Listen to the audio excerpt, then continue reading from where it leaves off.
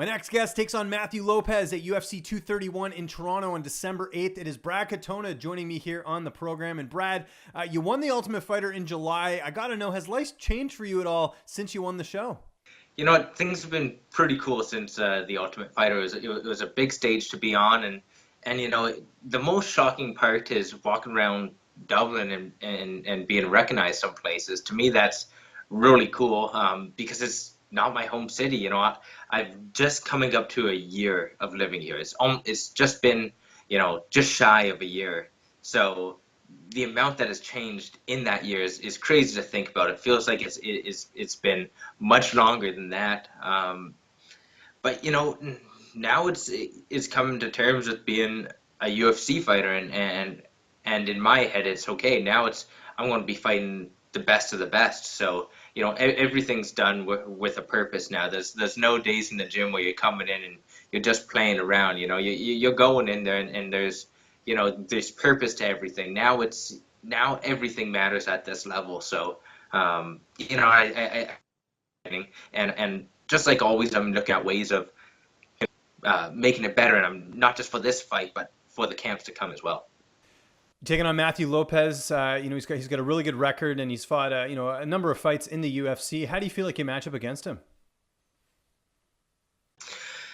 You know, Matthew Lopez is a tough opponent. No doubt about it. You know, he seems to have a heavy left hand, and he has quite the wrestling credentials. To me, I think I'm just a complete fighter. I'm going to crack him. He's been, the problem's been solved already by a couple guys. Rafael Assunção did it, who's also one of the best in the world.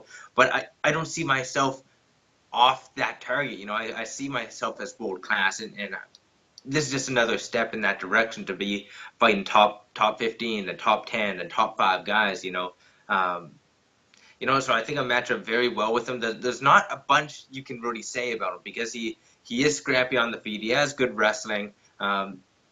I think I match up quite well. You know, I was excited for the matchup as soon as I got the name. You know, he was one we really liked, and to be making that my bantamweight debut in the UFC in Toronto is very exciting. We talked about training camp. What about training partners? Who have been some of the guys you've been working with a little bit more than others at SBG? You know, one of my staples almost being, since I've been here, has been Blaine O'Driscoll, who's going to be fighting for a flyweight title in a week or two. He's definitely been someone I've been working with. Also this camp, Brian Moore's camp, we've been following along the same line. So, you know, I think he's fighting a week before I am. So we've been doing a lot of sparring because he's fighting a guy kind of with my style, and Brian has quick, very technical striking, very heavy hands, and his wrestling game is superb as well. You know, so he kind of brings a lot of the things to the table that you know, Matthew Lopez might. You know, hard shots, good takedowns. But besides that, everybody else on the mat, James Gallagher, you know, Richie Smallman, I've been working with a lot of the wrestling here at SBG is high level, and you know, it's almost anybody I grab on the mat is going to give me a run for the money. And as most people know, before you went on the Ultimate Fighter, you fought at bantamweight, so making this drop is nothing new for you. How is the cut going? Has that process started already ahead of December 8th? You know, I'm working with the best team in the world to get my weight down. So for featherweight, I worked with you know, I worked with George Lockhart and the Lockhart Elite team. You know, and for featherweight, that was no problem. You know, it's just about optimizing everything. And now for bantamweight, I'm dropping right on target. I'm very happy with how much I'm eating and where my weight's at. My energy's high in the gym, and that's what's important. When I was doing it myself, you know, I'd be entering my workouts a little hungry sometimes, and my performance would be hit and miss. Now everything's much more consistent, and what I'm able to squeeze out of every session is a little bit more. So, you know, I'm not worried about making bantamweight. I made it my entire career beforehand, and you know, the time at featherweight, it's not like I put on any more muscle. You know, I just got to refuel as much as I wanted to. So I don't feel like I'm all that much bigger than I was, maybe a little bit, but nothing that's going to, you know, make me just barely come in at bantamweight. When are you arriving to Toronto? Have you booked your flights yet? Yep, my flights are all booked, so I'm going to be coming to Winnipeg, I think, end of November. So I'll spend a couple days there, just at home, getting acclimated to the time, because it is I believe to Toronto, it's a 5 hour time It difference, is, yeah. 6 hour time difference in I Winnipeg. did I So did it earlier this um, year, actually. Yeah. I'll come home and just get acclimated to it. At that point, camp's done. It's just keeping your body loose and everything running smooth. So I'd rather be spending that time with my family, relaxing, completely de-stressing. When you're at your weakest, you're getting starved out a little bit. Your energy's low, so recover from the camp that I just had, and then I'll be coming to Toronto on the Monday. So have fight week in Toronto, but have a couple days at home first. Just rest up spiritually, emotionally, physically, everything. Who's going to be in your corner? John Kavanagh is going to be in my corner. I've been working with him the entire camp. He's been my coach for the past year, which is still feels crazy to say. Also, my hometown, my original coach, Curtis Brigham, he's going to be cornering one of still one of my teammates. It's not former teammates. You're a team. So one of my teammates, Mario Mars, he's fighting at TKO on Thursday or Friday. I forget the exact day. I think it's But Friday. They usually do it the night before. For some yeah, reason, they do all their cards on Thursday. Yeah, that makes sense. Okay, that's interesting. yeah. So he's going to be cornering Mars then, and then that's right in Montreal, I believe. So then he's going to be flying over for fight day for me. So I get my original coach and I get my new coach, John Kavanagh, in my corner. I couldn't ask for a better team. How do you see this fight playing out on December 8th? I'm looking to make a statement at bantamweight. I'm very confident in my abilities, and I'm not overlooking my opponent. I think I've said it the entire interview. Matthew Lopez is a difficult problem to solve. He has been solved, but like he's been solved by some pretty legit fighters out there. So um, he is coming off two losses. So this is there is that little bit of desperation that could be in him, but also that could be fueling his camp. This is almost make or break for him. So I'm expecting the best version of him coming out. But uh, at bantamweight, I feel world class. In the gym, I I think I demonstrated my abilities on the Ultimate Fighter, going up to featherweight and fighting some of the best rising talent out there and being successful. I didn't fight the easiest draws of the tournament. I got Kyler Phillips, Bryce Mitchell, and then Jay Cuccinello, who's a tough cracker as well.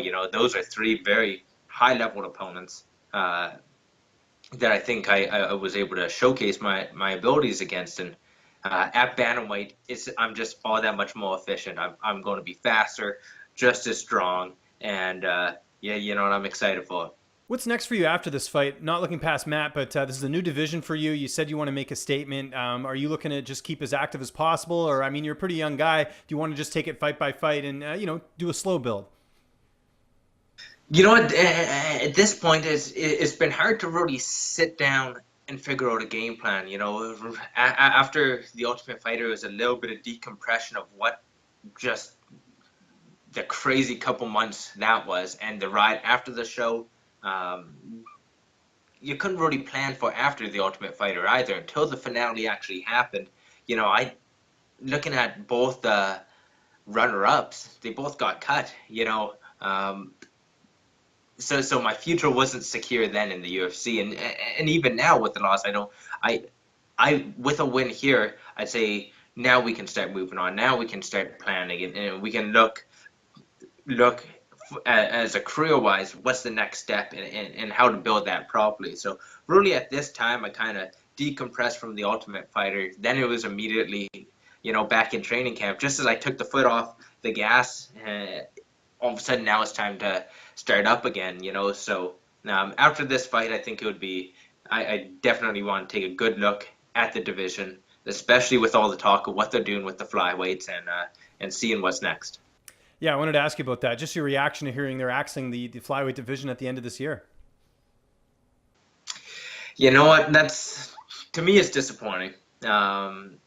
one of my teammates, Blaine Driscoll, flyweight, and I feel like he was just at that edge of potentially getting signed. But also, you know what, I feel like we need more weight classes, not less weight classes. You know, I don't know how many UFC fighters there are, but yeah, it feels like guys are getting forced up a division or down a division, you know, and not having a proper home.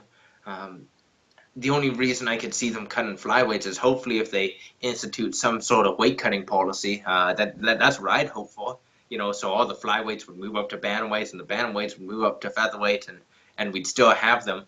But I don't think that's quite the strategy. I'm disappointed in them cutting the division, but you know, then also selfishly for me, that gives me more guys to compete against. So that's not the worst at all. To the Ben Askren for Demetrius Johnson trade, just hearing that and the possibilities, and sort of a second part to that question, is there anyone you'd like to see traded to the UFC? You know what, the Ben Askren trade, I think it's very exciting. It's very exciting for the athletes. It's very exciting for all parties involved. The promotions too, not having these fighters quite as you know, they'll be in some movement possible. You know, now that it's happened, you know, it could be possible in the future as well. I think it's great that the two fighters got something they wanted as well. Not only did the promotions, but Demetrius Johnson over to ONE FC seemed like a move he wanted to make. And having Ben Askren in the UFC, how long have we been talking about that? So plenty of exciting matchups for him. And I'm excited to see him fight. You didn't think we were going to get through this interview without talking about our match that we had back in July, the Mario Kart match. And of course, I'm going to be at this card, so we're going to get our much anticipated rematch. But I heard you on the Slip and Dip podcast, and you kind of threw me under the bus a little bit, saying that you had some unfair circumstances. So I want to know, when we do have our rematch, what stipulations do you want in place that we can make this a fair playing field? Because I thought it was pretty fair. You know what? I was just joking around. In all honesty, I didn't mean to insult. No. It's fine. I like it. I thought it was funny more than anything. I'm giving you a hard time. How do I do this? And you're like, hold B, and I was holding B, and it wasn't working. And I was like, oh, you tricked me, James. You tricked me. No, I shouldn't have crashed in the first place. I can't pass on the blame. It was my driving. But now that I know the rules, now I know the controls. You know, I think a rematch is in order, and I'd love for that.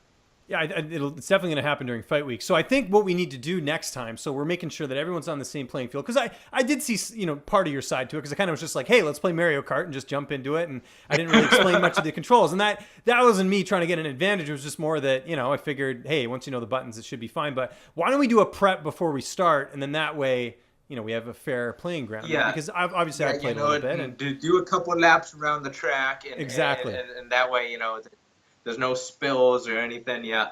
Yeah, but you know, if you're not cheating, you're not trying. So I don't blame you. All right, well, we're looking forward to that. We're looking forward to this fight, man. Brad, I'm really excited to see you fight live again. It's UFC 231, December 8th. Just remind people where they can find you on social media, and if you have any sponsors or shout-outs, the floor is yours. You know what? Anyone can find me on all social media handles. Just my name, Brad Katona. That's it, nice and simple. And yeah, I'm very grateful to be back on. I'm very grateful for the team I've been working with, and it's crazy to think in I think 2 more days it'll have been 1 year in Ireland, and I remember talking to you just as I was going to be making the move, and after I made the move, a lot has happened since, and it's been an exciting year.